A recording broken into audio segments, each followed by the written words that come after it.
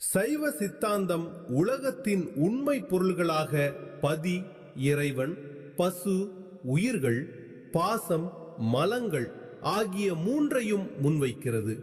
இவை மூன்றுமே அனாதியானவை, எக்காலமும் இருப்பவை.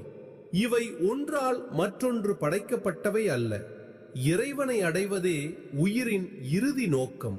ஆனால் நம் அறிவு மலங்களால் சூழப்பட்டிருப்பதால் அந்த பேரறிவை நம்மால் அடைய முடிவதில்லை.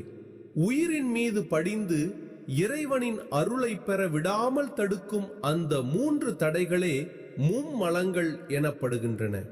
மும்மலங்களின் வகைகள்: 1. ஆணவம் மூலமலம்.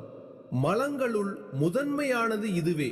எனவே இது மூலமலம் என்று அழைக்கப்படுகிறது.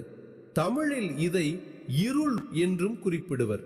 விளைவு: ஆணவம் உயிரின் அறிவை முற்றிலுமாக மறைத்து விடுகிறது. தன்மை: இது உயிரின் அறிவை கீழ்நோக்கி செல்லச் செய்கிறது. உண்மை எது, பொய் எது என்று பகுத்தறியும் ஆற்றலை இழக்கச் செய்து உயிரை திகைப்பில் ஆழ்த்துகிறது. 2. கண்மம் வினை. வினை விதைத்தவன் வினை அறுப்பான் என்ற பழமொழிக்கு ஏற்ப நாம் செய்யும் செயல்களின் விளைவுகளே கண்மம்.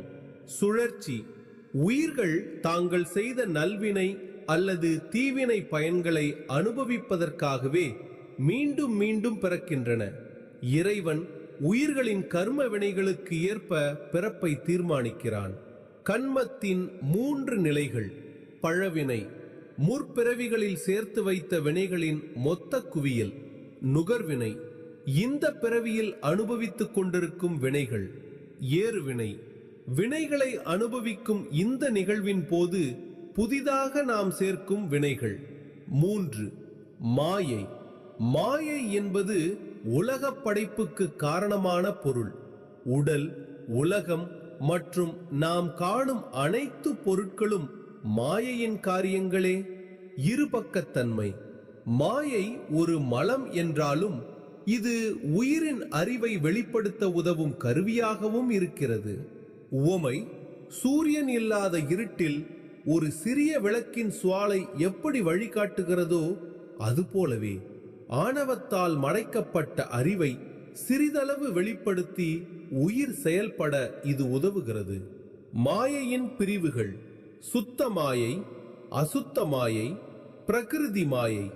முடிவுரை: ஆணவத்தால் மூடிய அறிவையும் கண்மத்தால் ஏற்பட்ட பிறவிச் சுழற்சியையும் மாயையால் ஆன உலக பற்றையும் நீக்கினால் மட்டுமே ஒரு உயிர் முக்தி அடைய முடியும். இந்த மலங்களின் பிணைப்பிலிருந்து விடுபட்டு இறைவனின் திருவடிகளைச் சேர அந்த பேர் இறைவனின் அருள் மிக அவசியமாகும்.